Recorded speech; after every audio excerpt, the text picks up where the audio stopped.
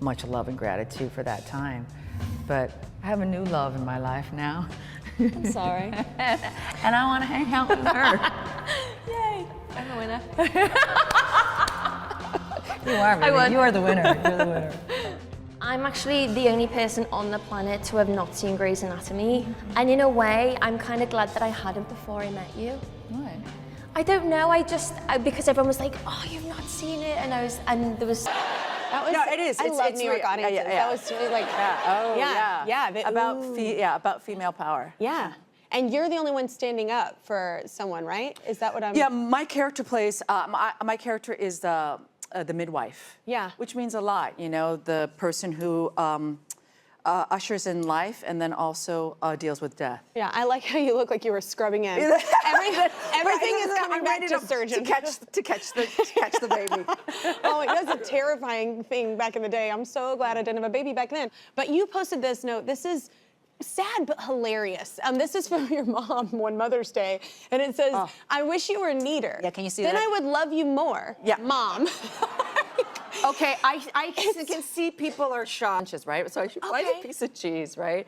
And then she goes, what is this? Oh, Mom, throw it away, throw it away. She goes, no, it's a perfectly good piece of cheese. And she cuts it, all the stuff around it, and she goes, see, this cheese is good. But yes, I am the person who did leave food in my bag. But my mom is the person who will cut around the mold and still eat the cheese. Two of my friends do this. They eat leftovers for a month, and I'm like, there's a date. There's an expiration date, and they have guts of steel. Guts of steel. Yeah, so maybe we should just eat the cheese. Your mom's right, yes. May actually happens to be Asian American and Pacific Islander Heritage Month. Woo! So now is also a good time to talk about representation, because that is super important. So 2 of your recent movies were animated, which I love, our household loves. So why was it important for you to do those? I love animated films, they're fun. You know, because it starts with children. Yeah. You know, and I think back to, it starts with children. So even when we're talking about representation, I think representation really only starts really kind of having an effect when you start young. Yeah. So like for me, a big part of why I love doing animation, it's totally fun. But it was because I have nieces and nephews in my life. And that was one way where really, really diverse. Yeah. And it was just kind of great to be a part of, to be able to produce something and we had a great time in New Orleans. I love New Orleans. We had the best end of tour party in that city. My God, I remember half of it. So wait, let's talk about your new series. Yes. You have so many things going on, but The Sympathizer. Yes. So explain this show. Oh, The Sympathizer is based on a Pulitzer Prize-winning novel by Viet Thanh Nguyen. And it follows this character called the Captain, who is a Vietnamese communist spy right after the war in Vietnam. And it traces his exile as a refugee. Do you know what's so interesting? I've never really talked about this before, but it's so interesting just being able to, it's a blessing to be able to travel the world. Yeah. But when you travel the world and you meet other people, like even within my label, like going all over the world, all those people are from different countries, and what they learn in history class. Yes. Even about like world wars, like even about like, it's different sometimes than like where you grew up and what you learned. It's an interesting concept to think. Yes, it's questioning who is holding perspective, vantage point, who won, who told what. Yeah, it's just, it's a very crazy thing to think we all grew up as children in our own history classes in our own countries. And right, if you get the slice of cake with the baby in it. If you get 2 babies, I got 2 babies. I guess that's good luck, except for there shouldn't be 2 babies in the cake. Because you could choke on one of the babies. Well, I gotta tell you, I just said I'm gonna double my luck that year. Yeah, did you feel like it was a lucky year? I don't even remember what year it was, but I'm sure it was lucky. Doreen, there's supposed to be 1 baby in the cake, supposed to be 1, right? but I got 2. Well, they don't even put the baby in the cake anymore because people usually drink when they eat the cake. Oh. Yeah. So people are choking on the baby Jesus? I wonder if you go right to heaven if you die.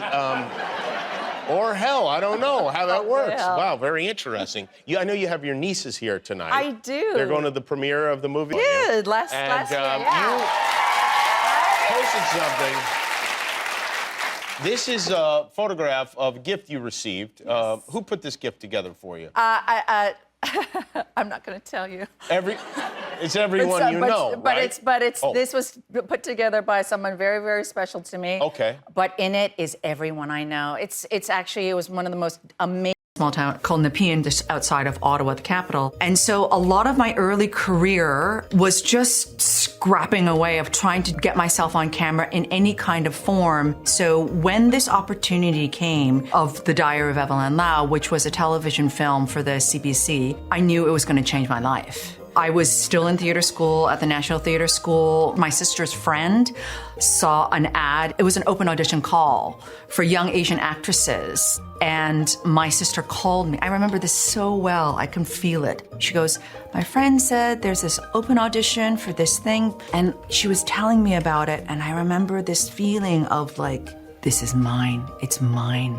And I knew that I had to play this role. It just established everything I think of who I am as an actor. I just remember just giving my all. It was just so fundamental for me. And not many people know it. You know, I mean, it's a Canadian television film, but it just, and they said, walk out, just leave.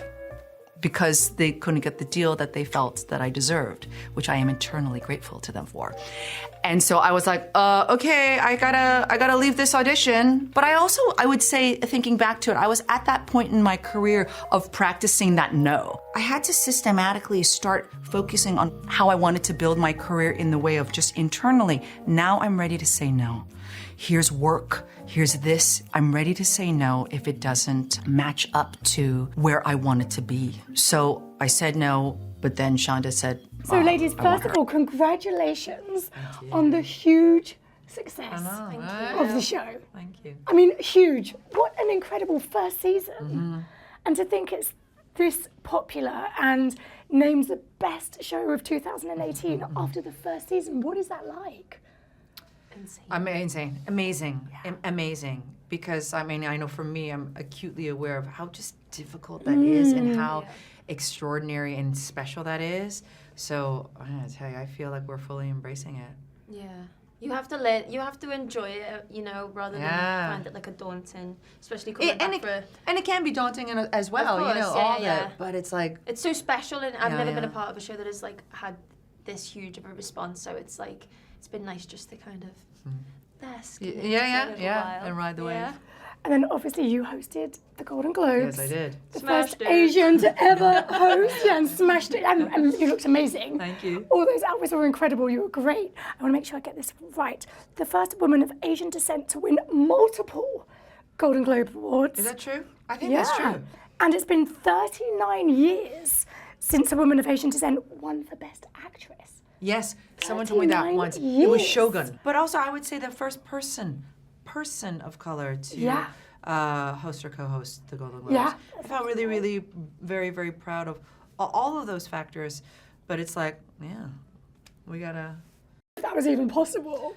Yeah, because I was terrified the entire time. You had a lot to think Oh, about. I had a lot to think about, Yeah, a lot to think yeah, about. yeah. And then winning as well. It was incredible. What was it like just basking in that moment? Well, definitely that moment was not the moment where it could land. Yeah. You know, I kind of had in previous seasons from 1 to 2 and even 2 to 3, a person that I can depend on because I can't trust anyone else. 3, but we begin season 4 in a slightly different place. You know, Eve is very much God. Is it doomed from the start?